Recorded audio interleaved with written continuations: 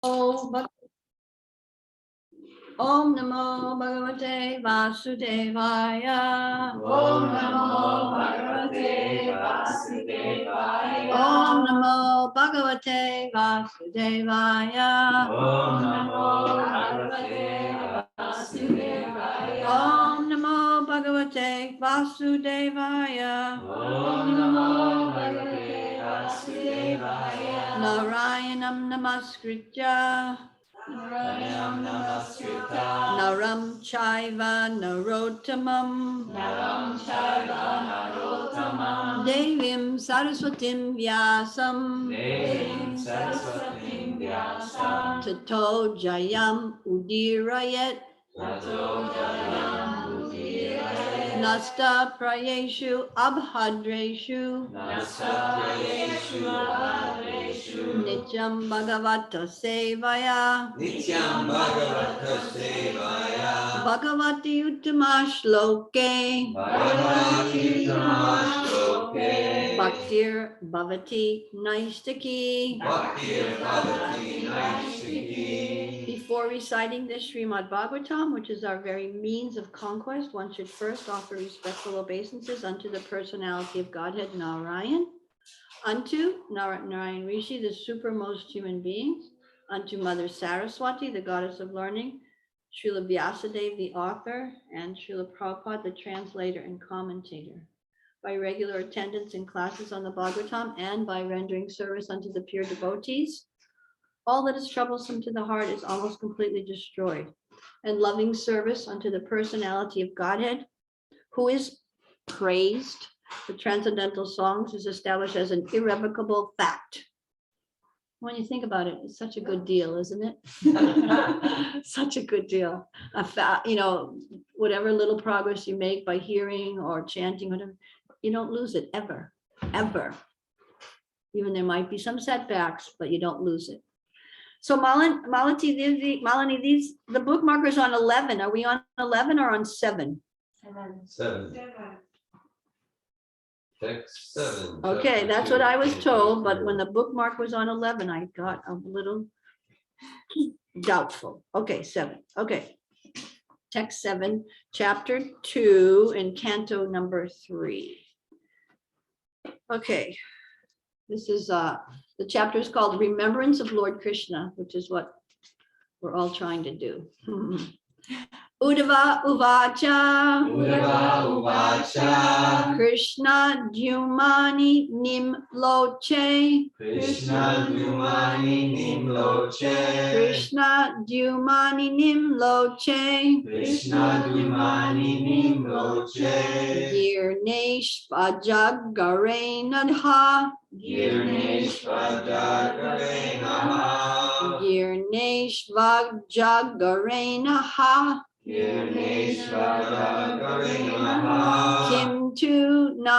Kim nu na koshalam bruyam. Kim nu na koshalam bruyam. Kim nu na koshalam bruyam. Kim nu na koshalam bruyam. Gata Shrishnu Griheshvaham. Gata Srishu Griheshvaham. Gata Srishu Griheshvaham. Gata Srishu Griheshvaham. Uddhava Uvacha. Uddhava Uvacha. Krishna Dhyomani Nimloche. Krishna Dhyumani Nimloche. Girneshvajagarena. Girneshvajagarena. Kim nu na koshalam bruyam. Kim nu na koshalam bruyam. Gata Srishu Griheshvaham. Gata Srishu Griheshvaham. Please chant. Uddhava Uvacha. Uddhava Uvacha. Krishna Dhyumani Nimloche. Krishna Dhyumani Nimloche. Girneshvajagarena. Girneshvajagarena. Kim nu na koshalam bruyam. Kim nu na koshalam bruyam. Gata Srishu Griheshvaham. Gata Srishu Griheshvaham. Udava Uvacha. Udava Uvacha. Krishna Dumani Nimloche. Krishna Yumani Nimloche. Girneshva Jagarenaha. Girneshva Jagarenaha. Kim Nunaku Shalam Ruyam. Kim Nuna Kushalam Bruyam. Gata Shri Sugriheshvaham. Gata Shri Heshvaham. Udava Uvacha. Udava Uvacha. Krishna Jumani Nimloche. Krishna Yumani Nimloche. Girneshva Jagarenaha. Girneshva Jagarenaha. Kim Nuna Kushalam Bruyam. Kim Nuna Kushalam Bruyam. Gata Shri Sugriheshvaham. Gata Shri Sugriheshvaham. Udava Uvacha. Udava Uvacha.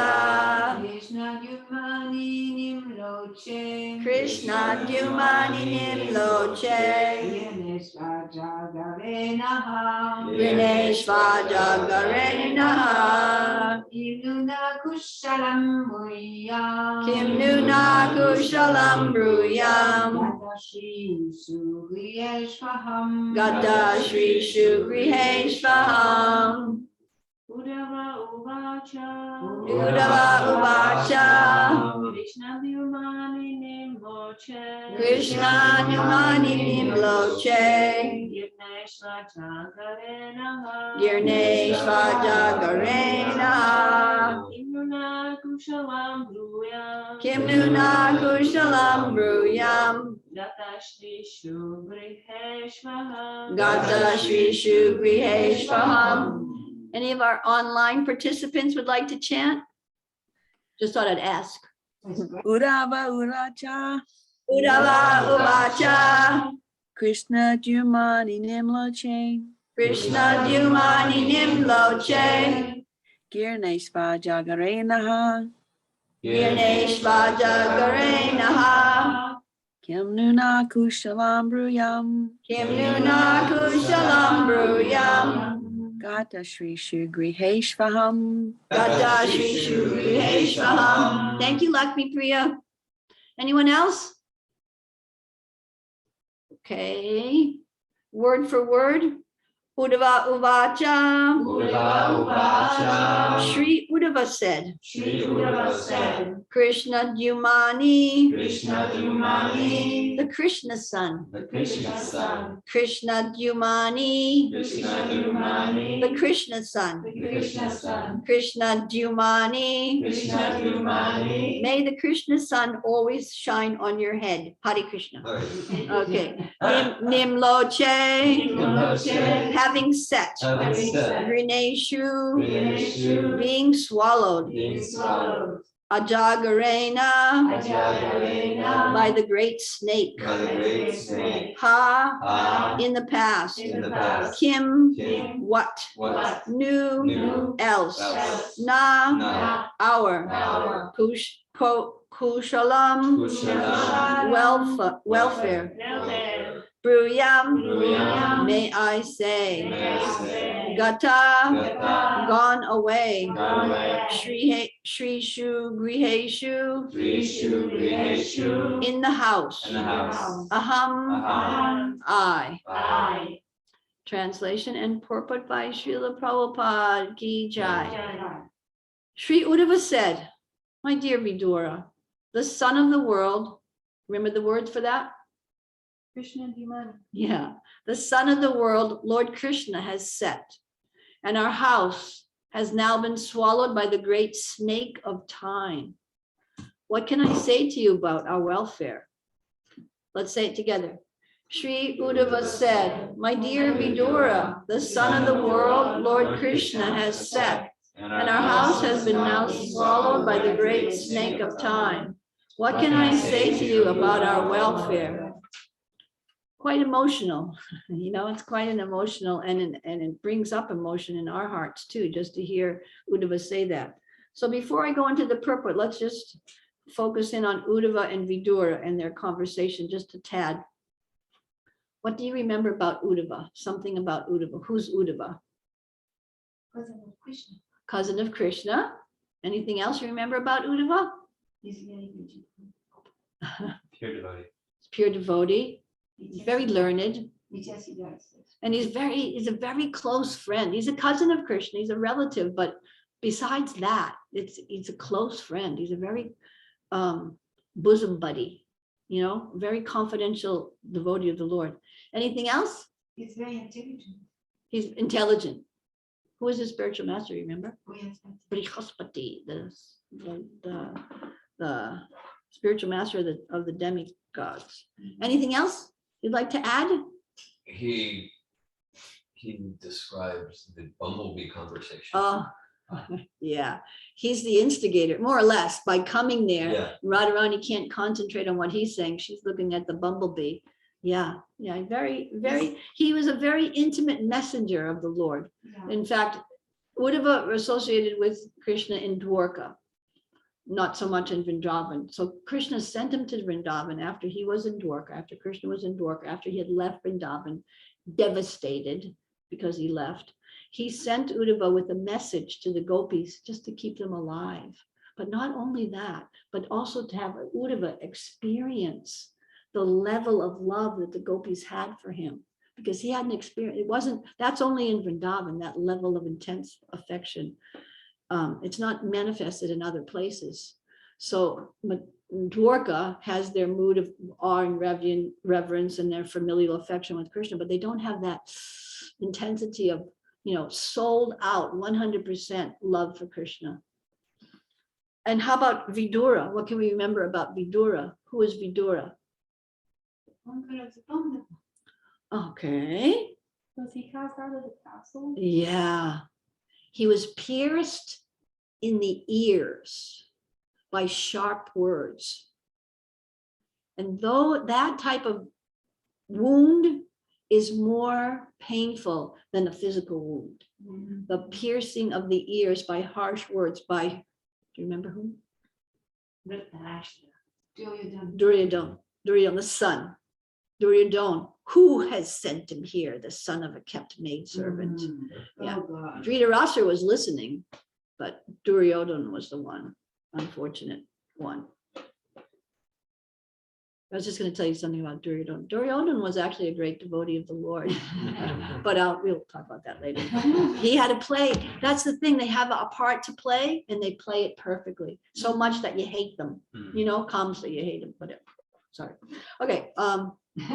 Vidura. Okay. And then another thing about this conversation. Vidura is quite elderly, and Uddhava is much younger in age. So, but Vidura is now asking Uddhava various questions, especially because he was cast out of the palace. He wasn't for 30 some odd years, he was traveling around, going on pilgrimage, and he wasn't so up on all that had happened, but he had heard that the dynasty had been destroyed. Yes? I have a question about that, because Krishna left the planet, and according to time calculation of human being, he was 125-year-old. So that will make also Uddhava that kind of age. Yeah. So he was also elderly. Yeah. But by human calculation. And then Vidura was that old, and then he will be almost like in his around 200 years old. Yeah. But don't forget, they lived in a different time, so their lifespan was longer. Yeah. Ultimately, just to make it simplified, there is going to be a reference to time in here, or maybe it's other part of it. Ultimately, everybody lives for 100 years. It's just relative. You know what I mean? So if we put it in that term of relativity, we could, this is a total speculation, that, like we could say Uddhava was like 40s and Vidura was in his 60s. That's a total speculation, but just to put it in perspective, he was elderly. He was at the age of his parents. Yeah. Okay. Generation. Yeah. So therefore, this conversation between Uddhava and Vidura isn't going to last very long, because Uddhava is going to recommend that Vidura goes to see Maitreya, who is more comparable in age and learning. Okay, back to our story. I'm going to just read the translation again. Sri Uddhava said, "My dear Vidura, the sun of the world, Lord Krishna has set, and our house has been swallowed by the great snake of time. What can I say to you about our welfare?" You want to read the first paragraph? The purport. Yes, please. The disappearance of the Krishna sun may be explained as follows. According to the commentary of Srila Vishvanatha Chakravarti Thakur, Vidura was struck with great sorrow when he got the hint of the annihilation of the great Yadu dynasty, as well as of his own family, the Kuru dynasty. Okay, let's stop there for a second. So Uddhava, on his travels, he had heard from the sages that the Battle of Kurukshetra had taken place. So the Battle of Kurukshetra, 640 million people were killed in the Battle of Kurukshetra within an 18-day period. And Yudhisthira and the Pandavas being victorious, that means that the whole Kuru dynasty, because Vidura was part of the Kuru dynasty, ultimately they're all one dynasty, but a section, okay, Vidura was part of that. The whole Kuru dynasty was wiped out. Everybody. That was who Vidura was part of. That was who Vidura was blood relatives of, okay? Then Vidura is a devotee of Krishna, and he's familiar with Krishna and Krishna's family and et cetera, et cetera. And Krishna left the planet, and then all of Krishna's family members had a fratricidal incident, and they were all wiped out.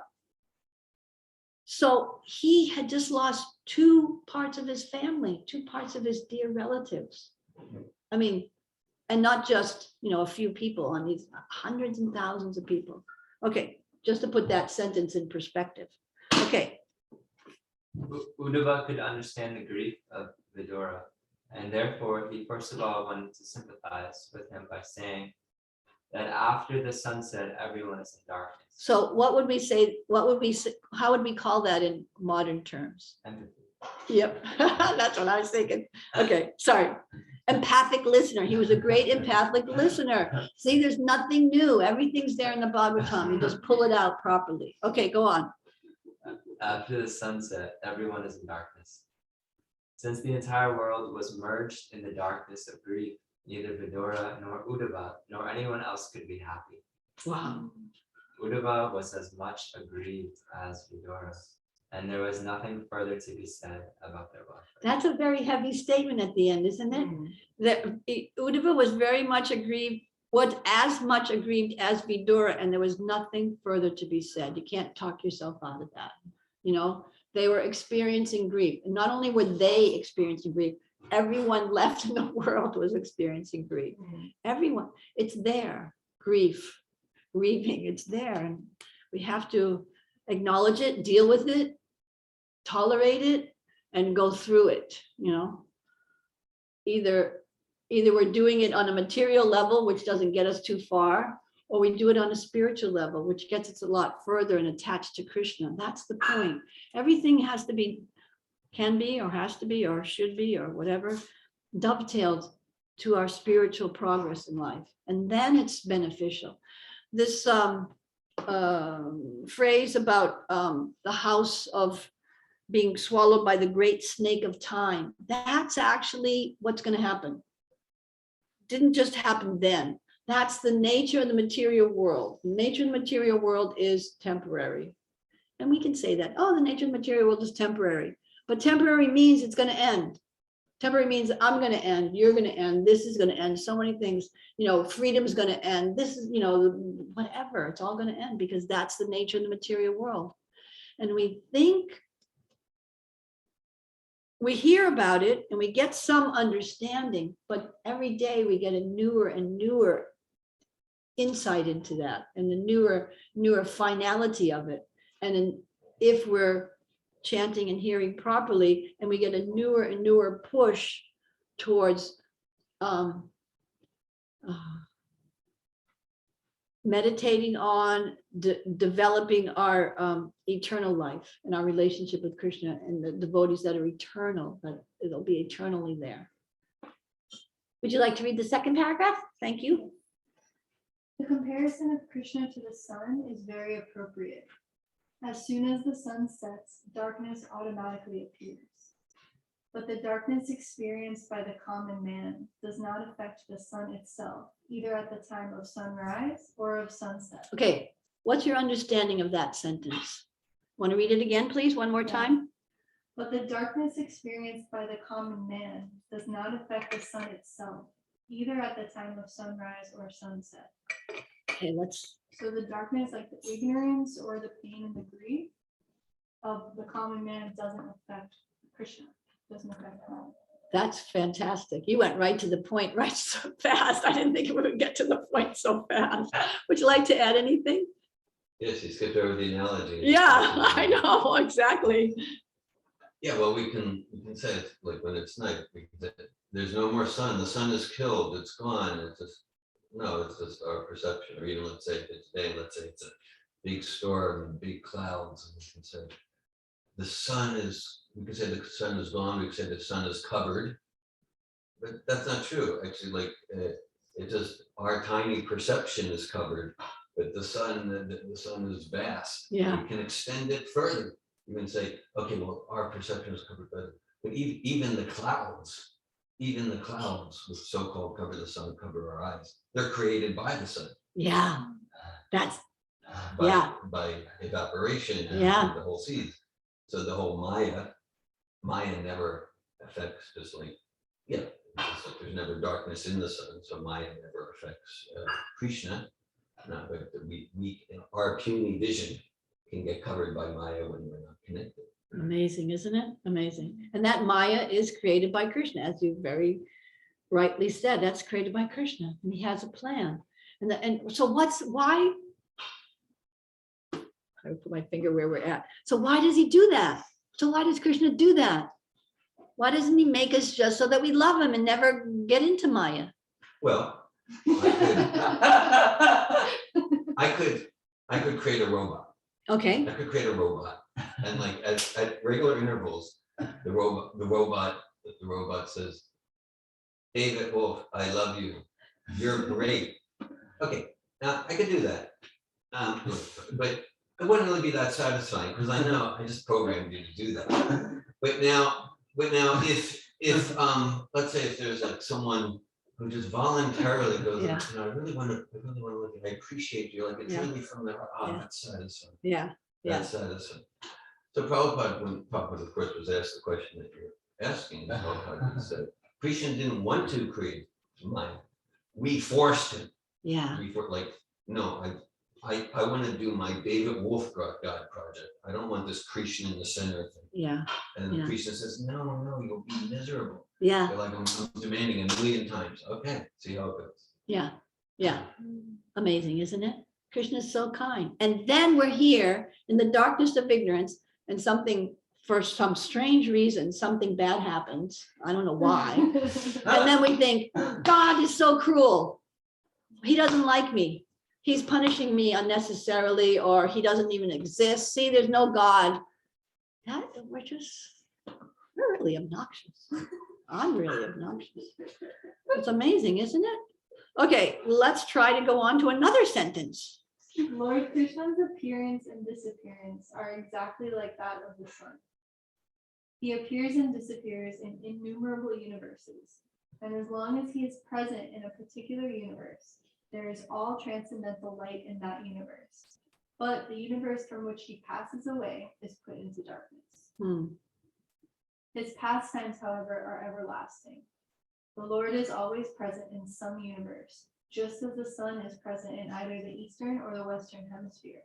Is that a question of fate? That the sun is always present? I mean, just like, okay, it's present here now.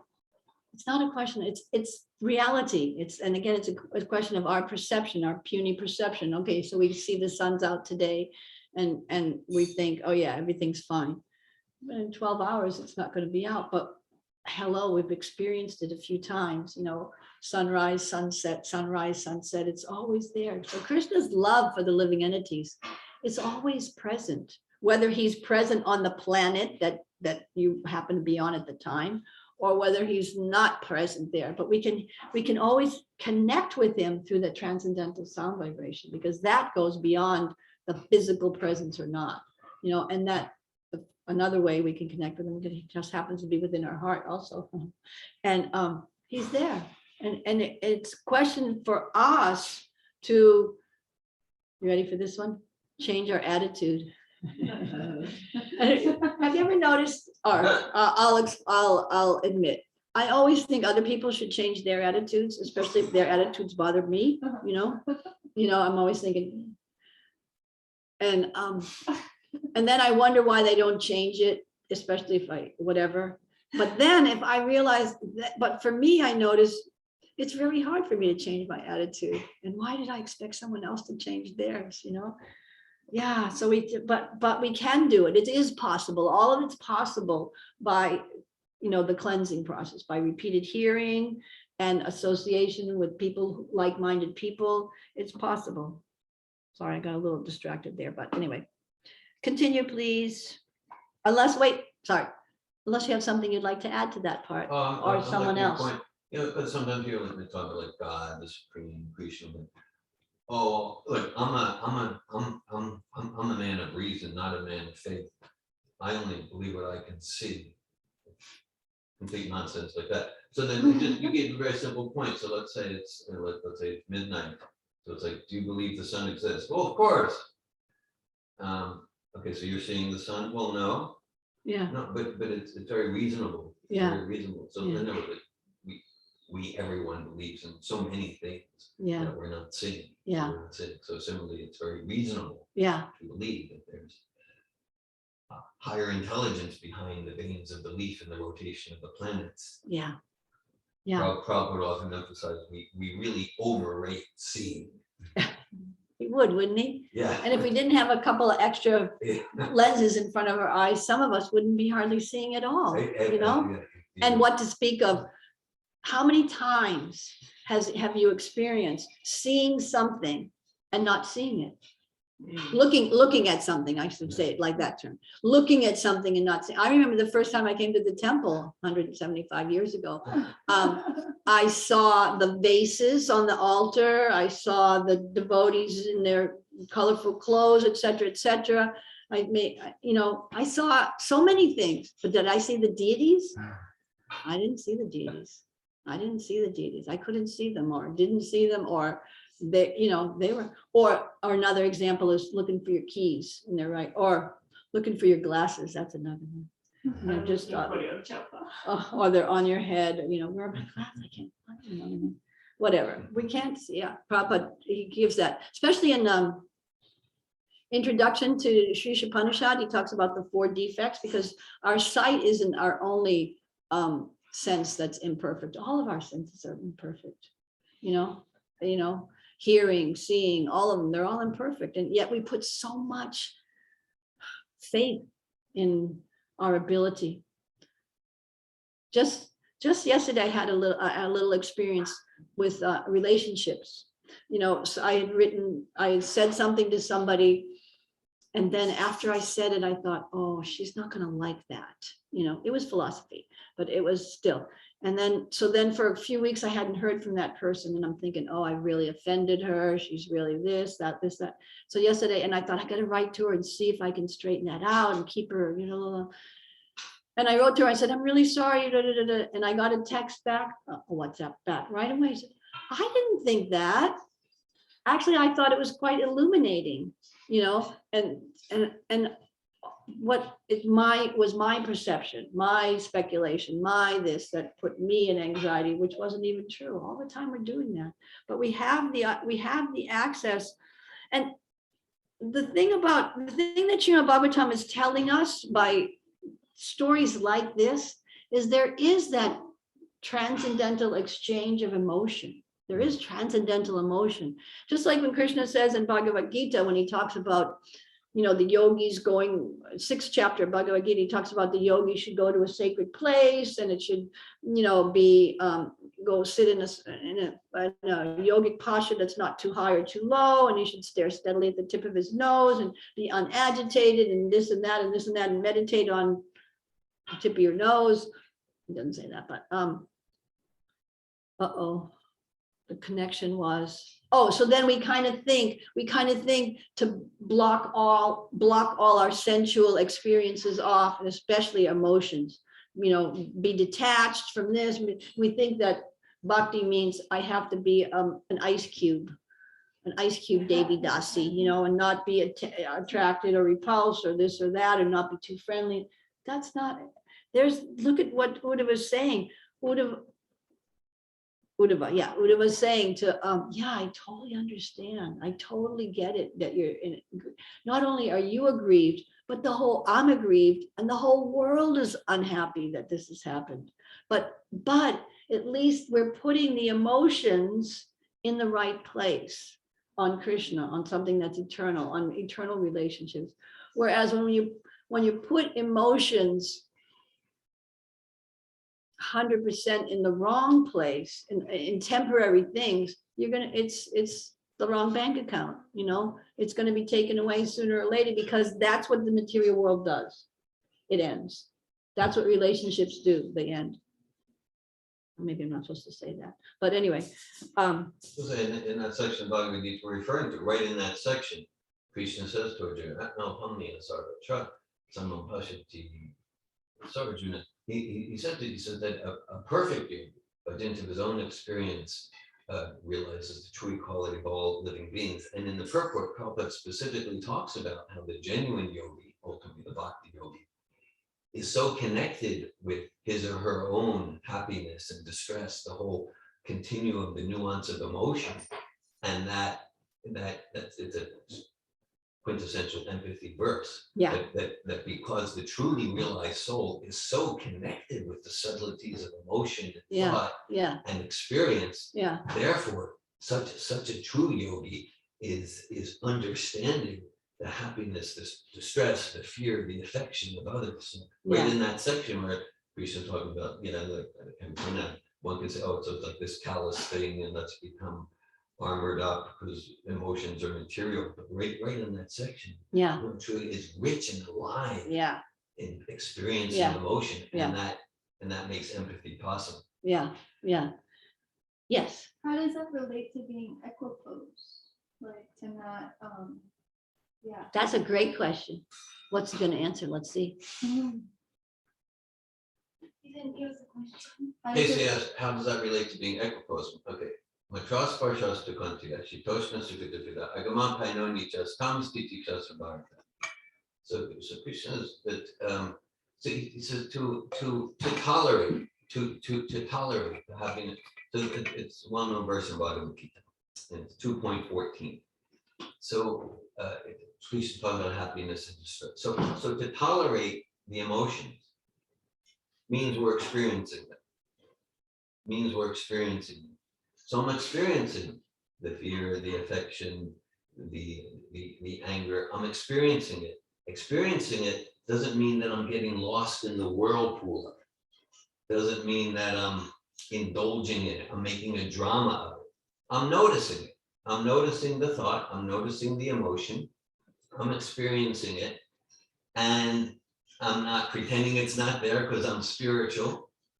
I'm noticing it. And equipose doesn't necessarily mean I'm always shanti. Could mean, it doesn't necessarily. Equipose means I'm noticing all the emotions, all the feelings, and I'm able to respond to them and utilize them how I choose and when I choose in connection with higher life purpose. That's equipose. So someone could be like when Arjuna got Bhagavad Gita, he was equiposed and he used fierceness to kill hundreds of millions of people. That's equiposed. So equiposed means I'm able to connect with sadness, as Uddhava and Vidur. We're spiritual, so we have no emotion. No, they're connecting with sadness, and they're equiposed. We can connect with joy, and ecstasy, and sadness, and fear, and anger, and softness, and tenderness, and be hard like a thunderbolt, and soft like a rose. It means we're at choice to use any emotion and thought in Krishna's service. That's equiposed. Yeah. Nice. Thank you for that. Thank you. Okay, a little bit more. The sun is always present in either in India or in America. But when the sun is present in India, the American land is in darkness. And when the sun is present in America, the Indian hemisphere is in darkness. Right, thanks. Dear Govinda, you want to read the last, I think it's the last purport, or anyway, the next purport, next paragraph, please. As the sun appears in the morning and gradually rises to the meridian and then again sets in one hemisphere while simultaneously rising in the other. So Lord Krishna's disappearance in one universe and the beginning of his different pastimes in another take place simultaneously. As soon as one pastime is finished here, it is manifested in another universe, and thus his Nitya Leela, or eternal pastimes, are going on without ending. As the sunrise takes place once in 24 hours, similarly, the pastimes of Lord Krishna take place in a universe once in a daytime of Brahma, the account of which is given in the Bhagavad Gita as 4,300,000,000 solar years. But wherever the Lord is present, all his different pastimes as described in the revealed scriptures take place at regular intervals. So that calculation of Lord Brahma's, is that his day? That says 12 hours. That's his 12 hours, right? That's given in Bhagavad Gita in the 8th chapter, but also I'm looking to see if it's going to be in this volume. In the 3rd canto, and I think it's probably the next volume. So you're going to come to it when it talks about calculations of time. Anyway, Calculation of time from the atom, yeah, coming up. Yeah, Coming next- up. Next volume. next volume, so soon. So stick around and you'll be amazed at the how scientifically it's presented. Time is prime, the minutest. The Vedic scriptures divide 1 second. They have divided a second into 1,300, and I can't remember the next 2 digits. So, but it's 1,300 parts, and that's a truti, I think. I can't remember exactly, but anyway, they have a name for it. Then they have it, just like maybe you're familiar with the term lava mantra. If you have a lava mantra of association with a pure devotee, that's all you need. A lava mantra is 1/11 of a second. Like, how is that? Who would ever thought of dividing a second even into 11 parts? What to speak of 1,300 and something parts. Anyway, It really points to like changing our attitude or looking at the whole paradigms, because that calculation of time from the Adam Bhagavatam, which even from historical point of view is 5,000 years old. Of course, this is timeless literature, but it talks about the fundamental unit of time is the time it takes for the sun to traverse the width of one atom. one atom, yeah. Okay, so now, according to modern theories, anthropology, modern history, what was happening in India 5,000 years ago was basically you had people a little bit above cavemen grunting. Yeah. Okay, so how were they? They were calculating fundamental units of Yeah, time. The yeah, time it takes for the sun to traverse the width of one atom. So what it looks at, that R means modern Western. That, but also India is Western now. They're just embracing back the whole. They're rejecting the Vedic paradigm for the most part. But that needs to be revised. Yeah. That means because like the facts just don't match the theories. Yeah. The fantasies. It's amazing, isn't it? It's just totally amazing, the information that's here in the Vedic literature. And I was thinking, thank you, Krishna, you reminded me. As he says in the 15th chapter, cause of forgetfulness, but he's also the cause of remembrance. This 4,300,000 solar years, that's not our years. That's a solar year. A solar year is, one of our years is 360 times more. We have to multiply one of our years 360 times to get a solar year. So you have to take 4,300,000 times 360 to get the length of his day in our years. So it's all, and you just think of that. It's so relative. Time is so relative. Ultimately, Prabhupada says everybody lives for 100 years. our 100 years might seem shorter than Brahma's or the demigods' 100 years, but it's 100 years. We just have to utilize our time. That's the point, the essence. We have to utilize our time in the service of the Lord, however that might look. You know, for someone it might look this way, for someone else might look that way, but utilize our time. And what's the result of that? That we're invited back to the eternal kingdom of God, that isn't affected by the rising and setting of the sun. There's a verse in the Bhagavatam somewhere that says, by the rising and setting of the sun, our lifespan is shortened every day for the materialistic person. You know, the next day, how are you today? I'm fine. Well, you're a day closer to death. Did you ever think of it like that? Well, sorry. But, you know, so the rising and setting of the sun decreases our life, material life. But for a devotee who engages their time in the service of the Lord, it increases the lifespan in the sense that it brings us closer to eternal life, where we won't be affected by the rising and setting of the sun. Now, that doesn't mean that there's no sun that rises and sets in the spiritual world, because Krishna explains that in the 15th chapter. Yeah, that abode of mind is not illumined by the sun or the moon. It's there, but it doesn't, but the sun, meaning the sun is there, and there is day and there is night, and there's day duties and night duties and day pastimes and night pastimes, but it doesn't, but it's not dependent. It's not taking away from them. They're not, it's never, it just goes on eternally.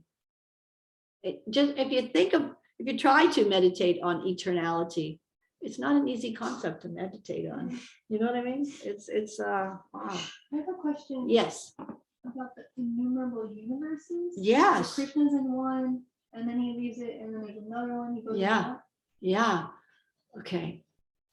Yeah.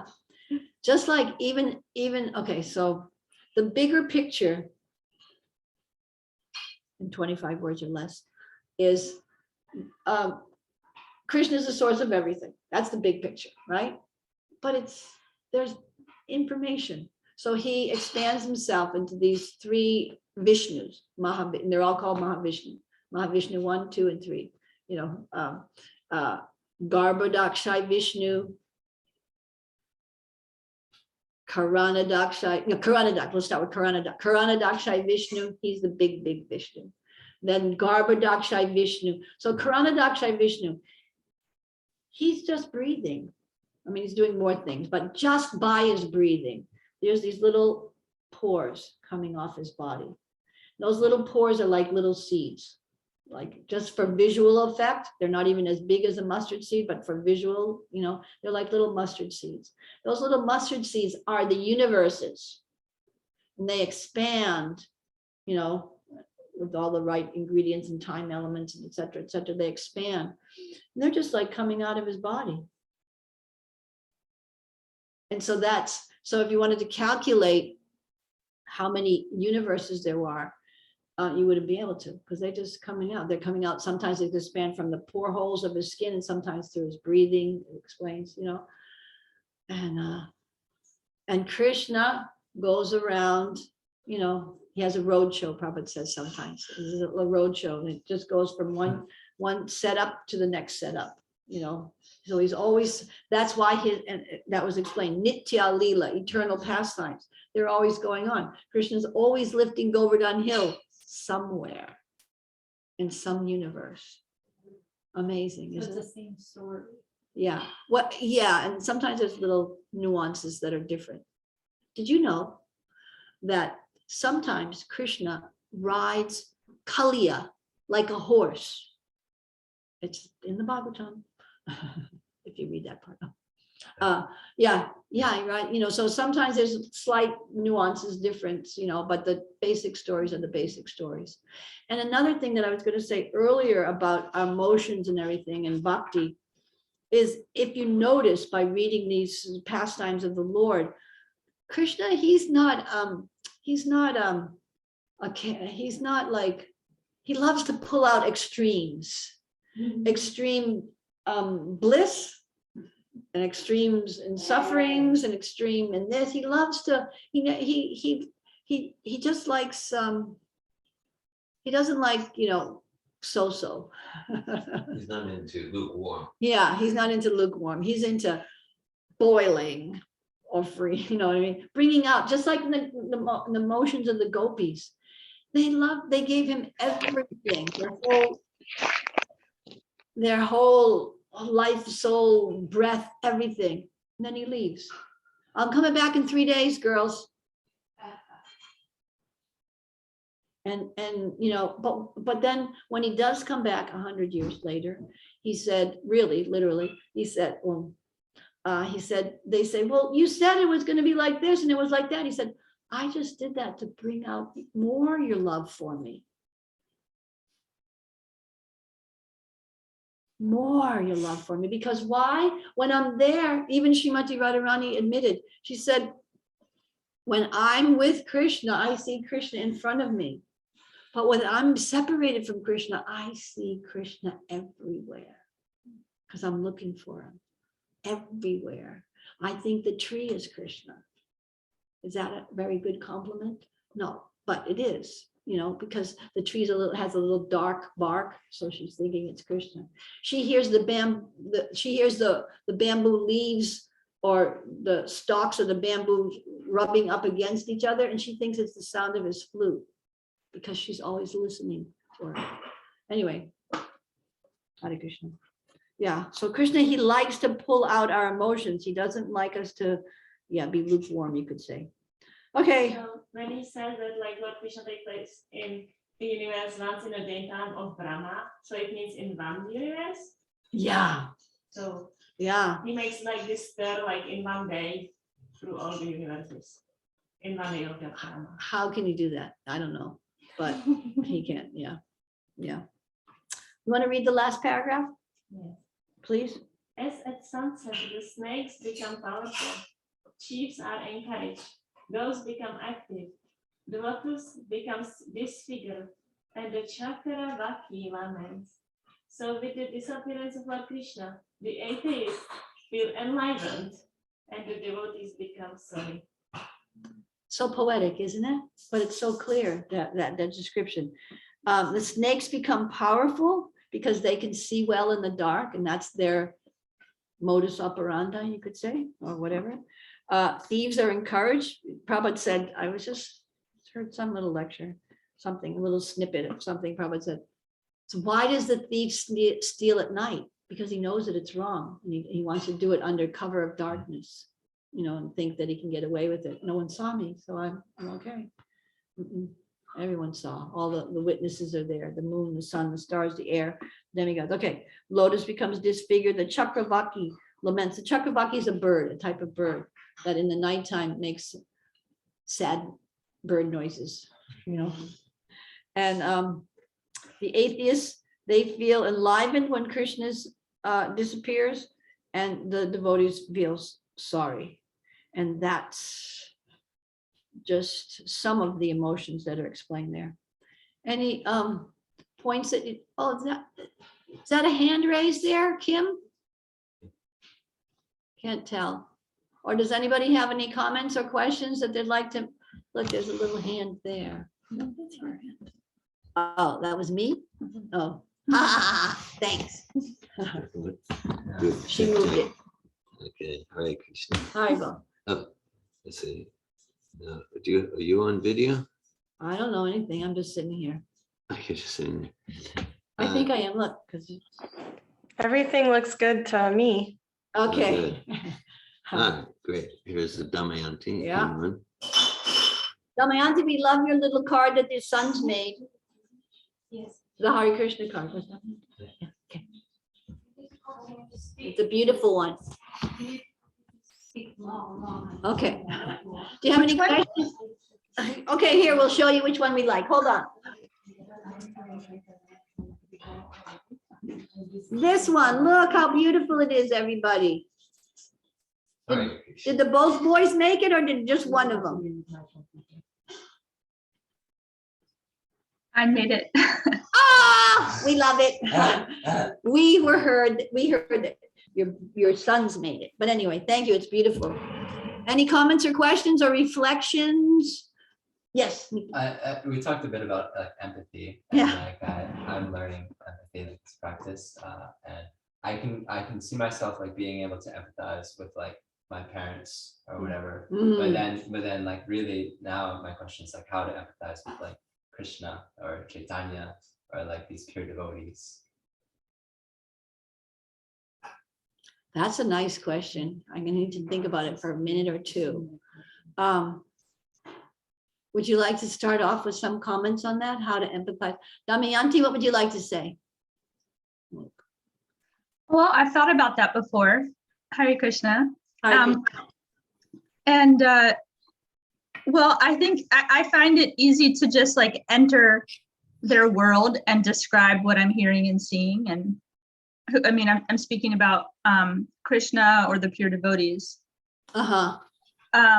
Just, yeah, like an experience I've had, not that I'm doing it all the time, but when I choose to, I'm like, oh, I see that you're doing this, and I hear that you feel this way, and this is what you desire. So it's kind of like a conversation where I'm just setting my world aside and treating them like alive and real personalities. And that's just one way that I've experienced empathy. Thank you. Another thing, it sparked one thought on my part, was that to realize that everything that we feel has, or even if we don't feel it, but everything has its source ultimately in Krishna. Everything has its source in Krishna. There, you know, the good and the bad has, you know, if Krishna didn't create it, we wouldn't experience it in any way, shape, or form, perverted or not perverted. Do you have other? Well, it's a fascinating discussion. It could go to esoteric places. I'll share one experience. And okay, this was early in 2001, and I was conducting some transformative communication seminars in India. And I conducted like what became known as Sappho Foundational Seminar, an early version of it in Mayapur, in Mayapur. And so there are many, everyone there identified as a devotee in these courses. And there was many brahmacharis. I mean, most people were Western bodied, but this was an Indian bodied brahmachari from Bombay. Not the Chowpatty branch, maybe the original ISKCON, I think the Juhu Bombay. And right, so I was in my early 40s, he was maybe about 30, okay? And just like Paka Brahmachari, really nice brahmachari, in Indian body. And so, you know, so we focus a lot on empathy and like that. And then he came in, it was on the final day, and he shared, it was very moving sharing, because it's more than 20 years later, and I'm remembering it. And he not only shared, he also wrote it up afterwards. I still have it on my computer. I don't share it too much because people might think we're Sahaji or something. But anyhow, he shared that that morning he was in front of each deity, ISKCON Mayapur. He was in front of Lord Nrsimha. I'm not saying to imitate this, but we can follow the move because I think it's where we're going here. He was in Lord Nrsimha. I experience you as fierce because you're so tenderhearted for your devotee Prahlad. He's being harmed, and so I feel your anger. But he went like this Brahmin, he was like there. Okay, like I could do it, okay, like you're playing a show or something. But like I'm so moved because he was like, he had a relationship with the deities. Wow. Yeah. And with each deity, with Radharani, Madhava, Yeah. 8 gopis there, or any time. And the one that it was with Nrsimha, he was really in Nrsimha's world. Wow. And his love for Prahlad and his anger with Hiranyakashipu. And so just thought to share that, whatever you want to do with it. Just thought to share. Yeah, thanks. Yeah. I think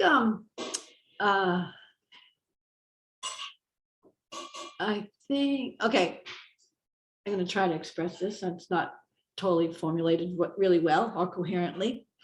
I think we have to be careful, simultaneously careful, because as our knowledge and faith and love is budding, we don't want to develop misconceptions either, that everything that I feel is something that Krishna feels or something, because we're still, covered, contaminated by different things. But again, at the same time, we understand that the source of everything, even emotions, are also from Krishna. So there's some trace of it there, but we also want to be,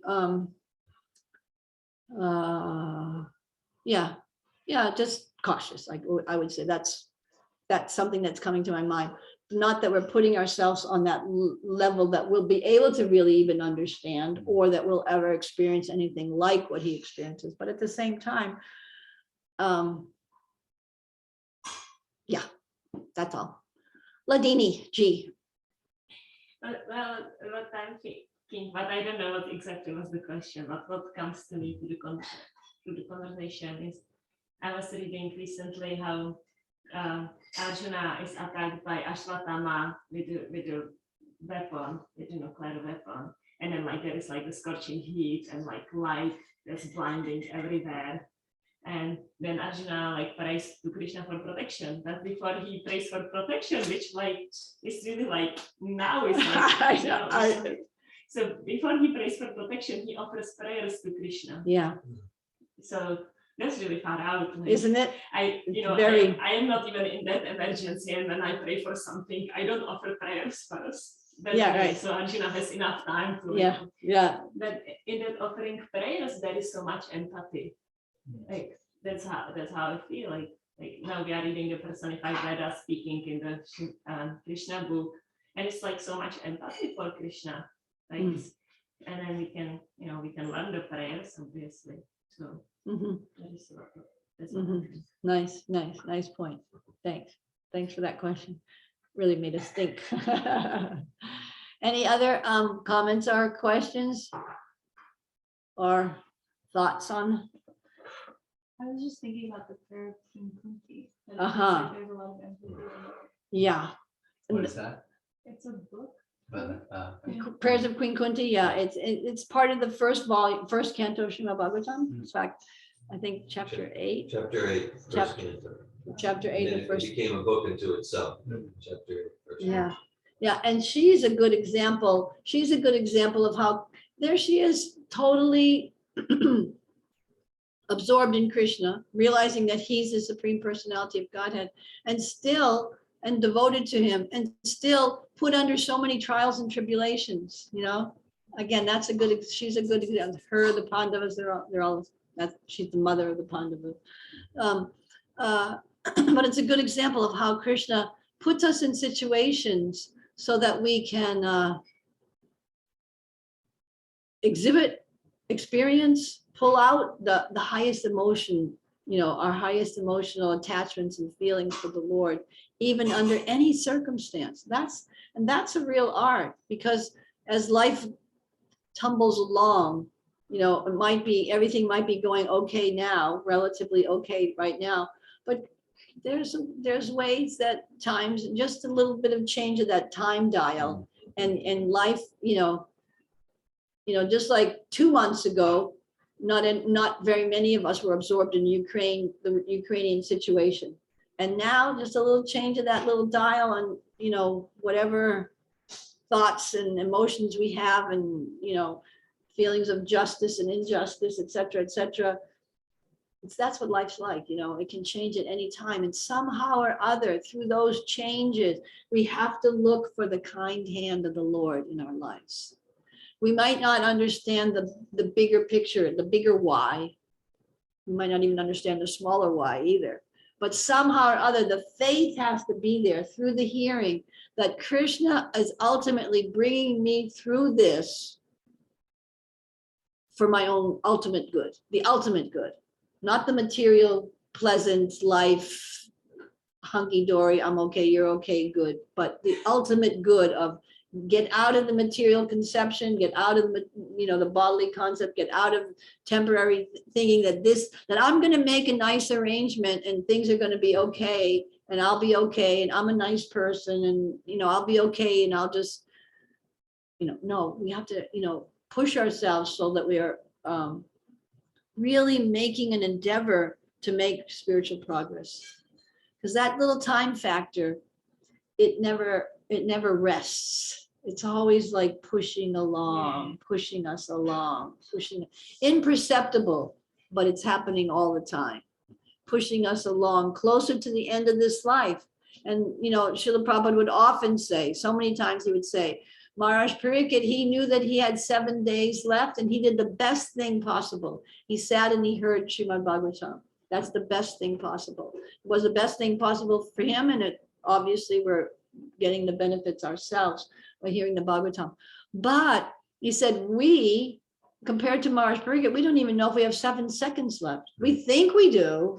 We think everything's fine. We think I have a plan. I have to do this and do that today, and tomorrow I'm supposed to do this and that. But we don't know, how much time we have.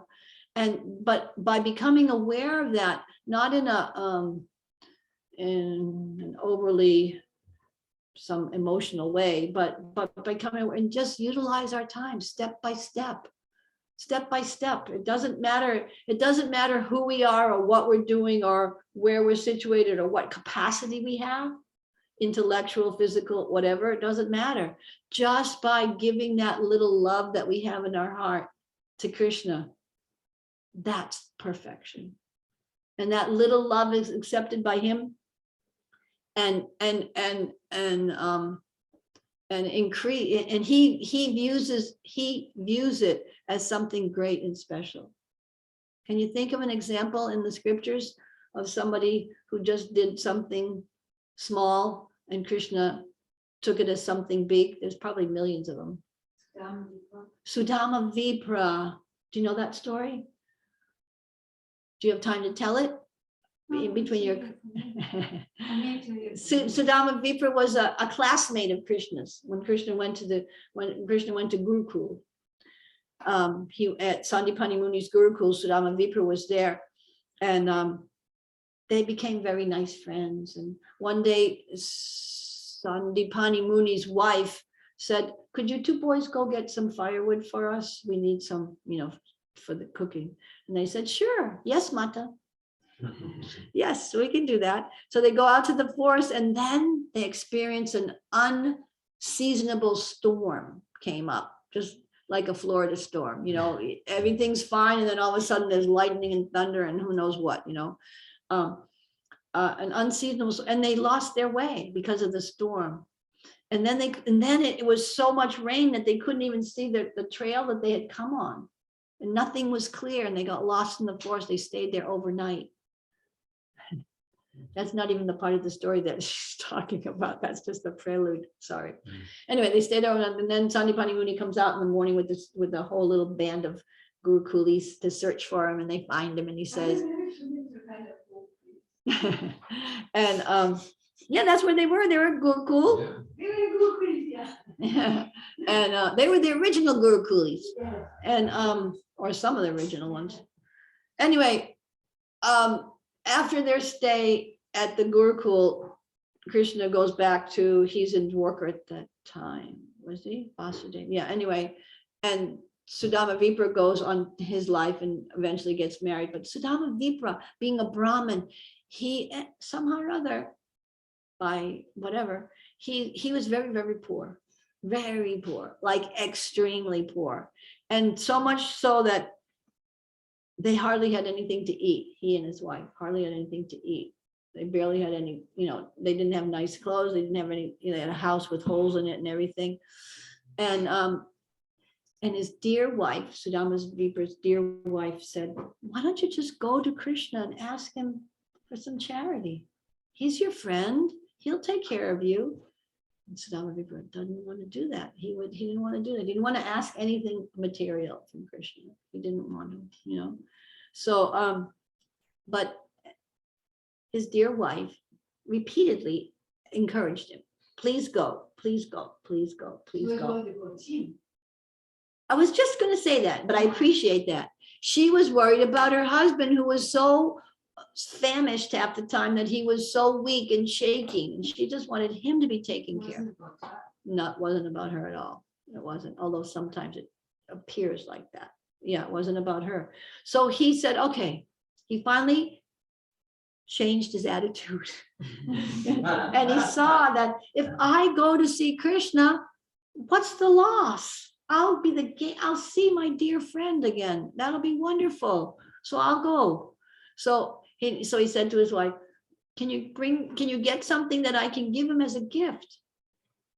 Now they're so poor, they don't even have enough to eat themselves. So what is she going to give them to bring to Krishna? So she goes out and gets a little bit of chipped rice, a couple of handfuls from the neighbors. She puts it in a cloth and he puts it under his arm and he goes to work and he walks all the way there and he goes to see Krishna. And Krishna sees him coming. He's so happy to see him. Sudama, you've come. Anyway, and then Sudama's embarrassed. He's got his little cloth of rice under his arm and he doesn't want to give it to him. He feels that this is, he's going to see someone in this opulent setting. He's going to give him some broken pieces, because broken, chipped rice means the rice that didn't come off whole. So there's just like walnut pieces, they're not as expensive as whole or the half pieces of walnuts or the whole cashews, because they're less quality. So anyway, they have a wonderful exchange and then Krishna says, because he knows obviously that Sudama has the chipped rice, but he's hesitating to give it. He says, Sudama, do you have something for me? And he's still hesitating. He doesn't say yes. He still hesitates. And then anyway, so Krishna kind of grabs it or whatever, encourages him and takes a morsel of it. And he's like so happy because it's offered with love, And then he takes another morsel. And then when he goes to take another morsel, Queen Rukmini says, that's enough. That's enough, She's actually Devi. Yeah, that's enough. And anyway, Krishna took it he took it as the essence of the love offering. That's what he had, and he gave it. Actually, he didn't even have it. He had to beg for it to give it to him, but that's what he had, and he gave him. And he gave Sudama all sorts of opulences after that. But that's not what he gave him, really. I mean, he gave him that, but he also gave him the remembrance of him, Krishna, again and again and again. And so that he became even to a higher level of devotional ecstasy because of that. That was his real gift. So there's another example too that I was thinking of was Putana. Putana came with Krishna and she had put this terrible, poison on her breast. But she came dressed like a nice, respectable, loving neighbor. And Krishna saw her like that. She's offered her breast to me out of love. So therefore, she's a mother.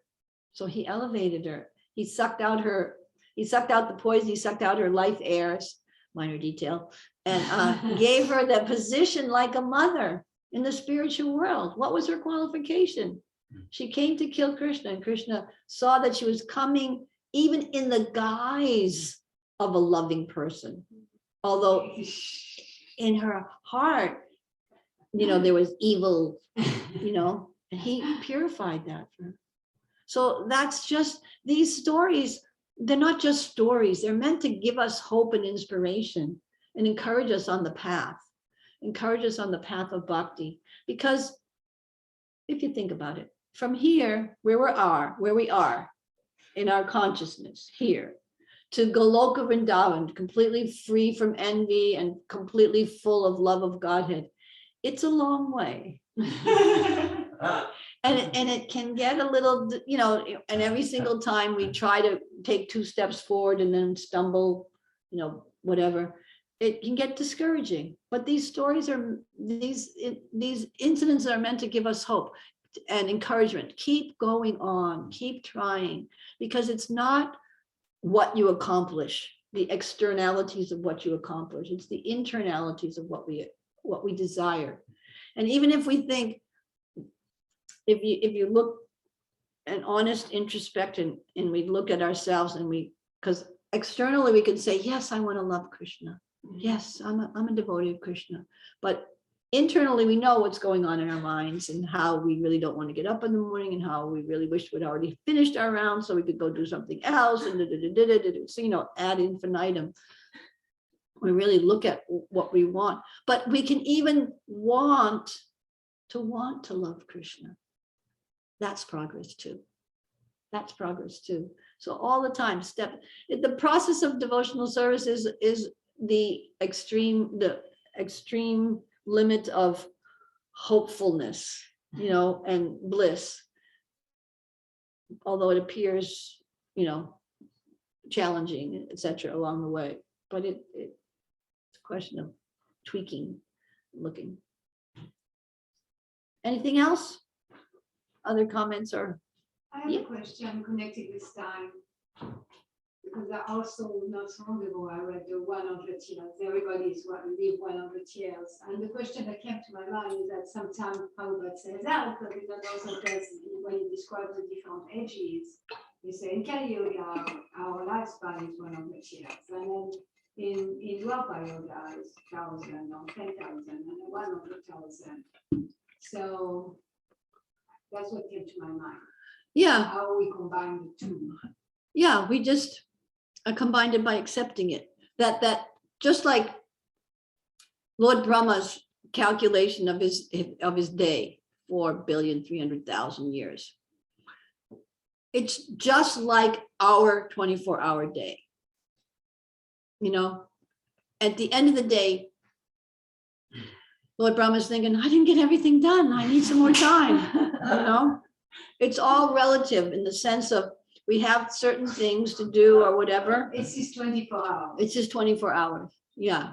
So whether it's 1,000, whether a person lives for 1,000 years or they live for 100 years, it's as if they're, you know, they have all the joys and frustrations and trials and tribulations and whatever of life, and then you die.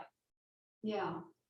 Yeah, I think maybe what chinks my mind is that with Lord Brahma, it's okay because he have a different, it's time is relative and his time is going in a different scale.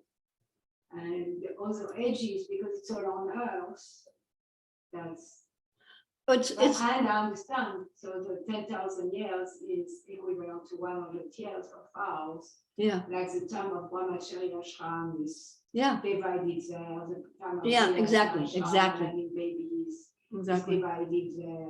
The time of old age, Vanaprastha is divided there, like that. Within that span of time. Yes, and simultaneously, that's correct. And simultaneously, we can think it's a Chinta Beta Beta Tattva. It's one and it's different, you know, the 1,000 years or the 100 years or whatever. And also a Chinta Shakti, that Krishna's inconceivable potency. It's just to read about the process of creation. We can't even understand half of what we read, you know. What to speak of. Yeah, yeah, that's see how puffed up I am. You're right. You're totally correct, you know. You know, I forget what I was going to say. See, it was so long ago. Chinta Shakti. Chinta Shakti, thank you. Chinta Shakti. Krishna's inconceivable potency in creation of the universe. You know, what to speak of the time factor, and what to speak of his pastime, what to speak of him going from universe to universe to universe. But it's all trying to understand that inconceivable potency. What does it do? It puts it in perspection, puts it in proper perspective. Krishna's great and unlimited. And we're tiny. And yet, I think I'm understanding things. Oh yeah, you know what I mean? I think I'm great. I think I'm this or whatever. It's amazing. Yeah, amazing, isn't it? And then we come to, and then we get a little bit of realization that I'm wrong a lot. And then the next sentence I'm saying something as if I'm always right and my perspective is always right. And then I understand things. That's amazing. Anyway, thank you very kindly. Oh no, don't go away yet. Yes, dear. No, I want to hear more. We have more time. I wanted to ask a question about, you know, how you say Krishna, like you have his eternal pastime, and his eternal pastime are going on like all the time. Like, okay, lifting over the knee, you get the example there. You know, it's always somewhere, in one universe, Krishna is lifting over the knee.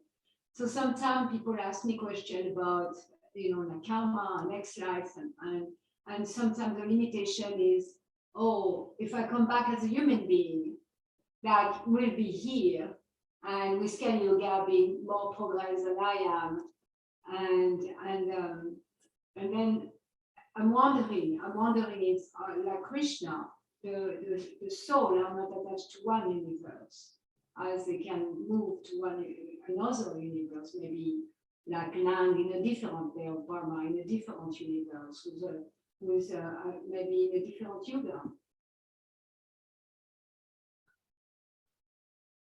Yep.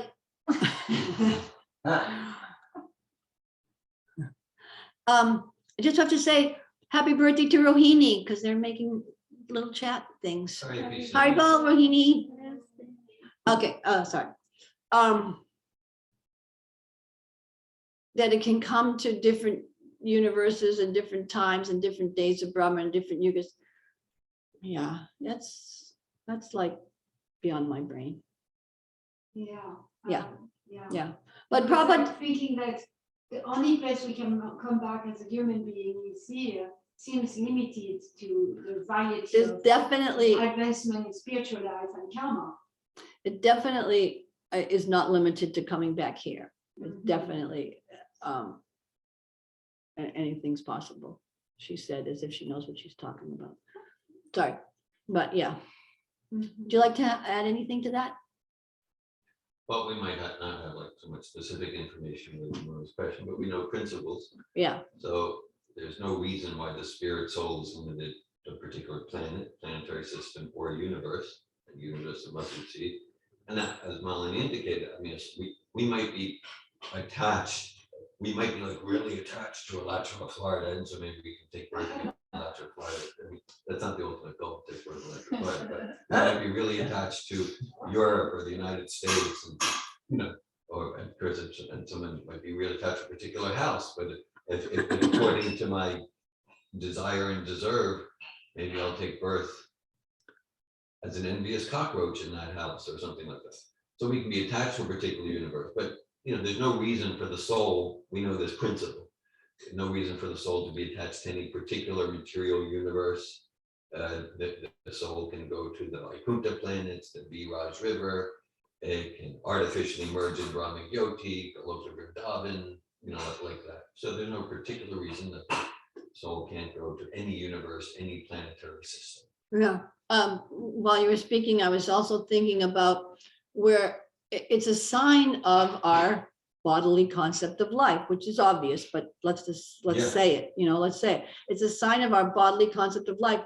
We're thinking, oh yeah, I'm a spirit soul, but this is my life. Hello, we've had billions of lifetimes. We the Sanskrit term is nitya buddha. There's another term, nitya siddha. So nitya means eternal, buddha means conditioned, and siddha means liberated. So you can be, we are nitya buddha. We've been conditioned in the material world for so long, it's practically nitya, practically. That conception, nitya, eternal. We've been here for so long, it's practically like eternality. Prabhupada says you can't trace out when we left. Did we leave in AD 300, the spiritual world? No way, you know, we've been around. There's been, you know, the universe has been created and destroyed hundreds and thousands of times. Just when we read the description of in Bhagavatam of time, or Lord Brahma's activities of creation, he creates, for Brahma, he creates the worlds every day. Because when he goes to sleep, there's a partial devastation, and he has to, you know, the world, some of them up to a certain point are destroyed, and then he wakes up in the morning, oh God, I gotta do that again, you know, create it. But it's not the same as it was the day before, because everybody in those universes acted in certain ways and accrued different karmas. And therefore, they're not going to the same place. So they have to have a certain place according to their activities. But back to the point before I get too off the point that I was going to say from your point was, yeah, so we're thinking this life and our karma is our only karma. No way. What we're experiencing karmically in this life is just a few of the grains of karmic reaction in our unlimited karma bag of mustard seeds of reactions. So just, it's not all, we're not experiencing all our karma. We can't in one lifetime. We're just experiencing some few little grains, and that's this life. We got a whole other bag of stuff over there, and that's why when we hear that chanting of Hare Krishna, when we chant Hare Krishna purely, all of that will be totally eradicated. That's a big thing. Big deal. Yeah. Great deal. It's a great deal. It's a great deal. Yeah. Yeah. So that's where we want to, strive for. But it's interesting, even when we're asking questions on transcendence, it's so conditioned by our bodily concept of life that how can we ask that, So that's another point. I used to, Srila Prabhupada, he gives the example like a bag of mustard seeds, like a 50-pound bag of mustard seeds, as that's your accumulated karma. But we could expand on that example and just say we put a hole in the roof here and filled the whole house full of mustard seeds, right? Or what if we took UF Stadium, the football stadium, and filled that with mustard seeds? Or, you know what I mean? That's what it's like. And then some of those mustard seeds are positive or good. Some are negative. Some are mixed, some are neutral or whatever, so, mixed this and that, and that's what we got. We've got good and bad all mixed together unlimitedly. And we're thinking, yeah, I got it figured out. I need to go to many seminars. Yeah, it's true. Okay. I'll just really so that's just to emphasize the power of this, the unique power of this process of bhakti. Because otherwise, we can, I'm going to therapy, I'm going to this seminar, like to work out all the karma, and I did it, and that's just one mustard seed in the football stadium. But that's okay. I'll work out this next mustard. I'm patient. It's just like that's not the recommended process. Good point. Very good point. The recommended process right there in Bhagavad Gita, chapter 4, Krishna says, do bhakti, and it just burns all the mustard seeds to a crisp. Yeah. Right at the very root. Even amongst devotee circles, I've seen arguments about this. There's no reason for arguments, but just, of course, we want to cultivate the mode of goodness and sattva communication and sattva, because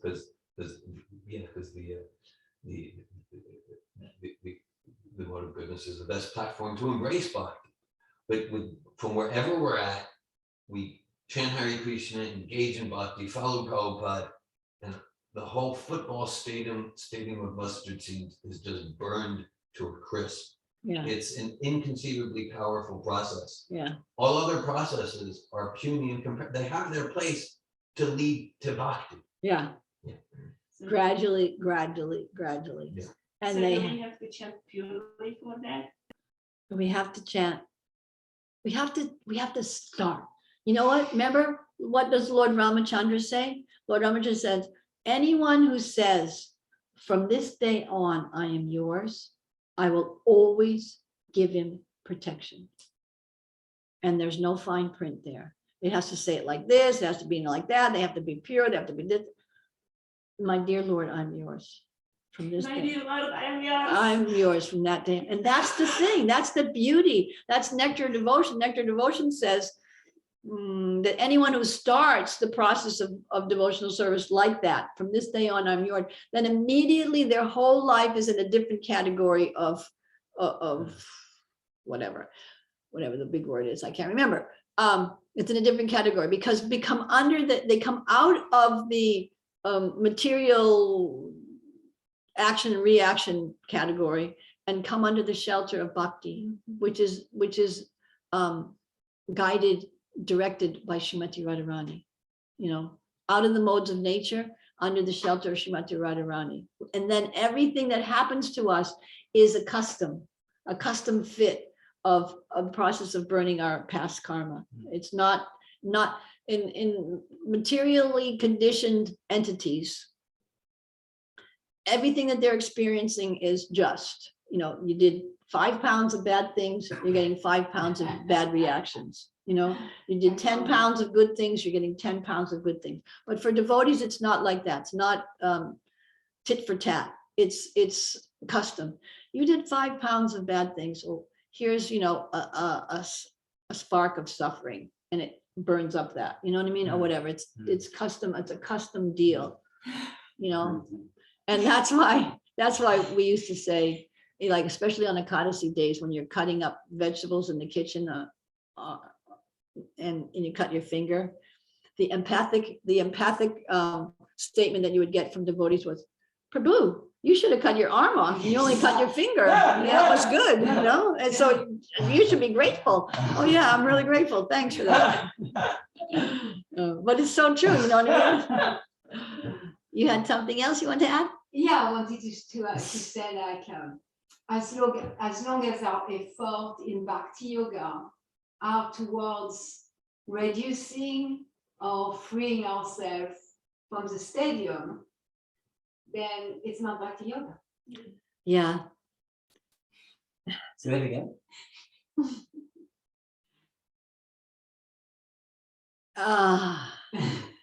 It is bhakti yoga. It's not pure bhakti yoga. Okay. So what she was saying is, as long as we're motivated and rightfully so, because, okay, I'll finish the statement. As long as we're motivated by trying to get relief from our suffering, I'm going to surrender to Krishna. Krishna, I'm yours because I don't want to suffer my mustard seed, all those mustard seeds that they have in the UF stadium karma. I don't, but I'm yours. I surrender to you. So that's motivated. That's a material motivation. Srila Rupa Goswami explains Anya Bilasita Sunyam Jnana Karmada Naritam. He said the process of devotional service, you have to be free from all that, and only want to do things to please Krishna. That's how he defines what pure devotional service is. So anything that's less than that is mishra, but mixed. It's mixed with material motivation. And it's totally understood that we start off like that, because if we had to start off with, pure devotional service, who would be there? Who would be qualified? We were outside digging in the dirt, and you come in and your mother says, you're all dirty, go take a shower. You don't come in here like that, but okay, so then you're in there and taking a shower, and it's a gradual process getting that dirt off. So the process of bhakti is that shower, that cleansing part, and we can start from wherever we're at, however much dirt we've covered ourselves with. And gradually, but that's why Srila Prabhupada's books are so important, because that's where Srila Prabhupada's coming from, the pure platform. And that's where he directs us to, the purity. The opportunity to come in contact with Srila Prabhupada and his writings and teachings and books and instructions and recordings, et cetera, is so rare and so valuable, because other processes might give you some mention of bhakti or some hint of bhakti or some hinting of how to get to love of Godhead, which is all very nice and good, but you get it full on with Srila Prabhupada right from the get-go. So you don't even, after you've been around a little time, even if perhaps most of us didn't even have any conception of demigods, or this other person was the supreme Lord, or this, we don't have, but you don't have that anymore by reading. So he just like brings it right into Krishna right from the very get-go. And there's no question of this little deviation of that. And so we're just so fortunate like that. And it's just a question of imbibing it, here, cleansing, and hanging in there. And we think It's been a long time. Look at this. It's been a long time. I started when my hair wasn't gray. Now it's gray and I haven't made hardly any progress. And that's so true, but it's not a long time because why? Look at Lord Brahma's lifespan and look at how many times we've been around. It's not a long time. Just seems like a long time. That misconception of time, the time factor. Yeah. I don't have anything else to say. Okay, thank you. I got the permission. Okay, thank you very kindly for your extended attention. Vanchakalpa Trubhyascha, Kripasindhubhya cha, Patitanam Pavanebhyo, Vaishnavebhyo Namo Namaha. Haribol, Jai Prabhu. Srimad Bhagavatam ki jai, Sri Prabhupada ki Srila jai. Prabhupada ki jai. Hare Krishna. Hare Krishna. Thank you all for being here. Yes, very nice. Yes.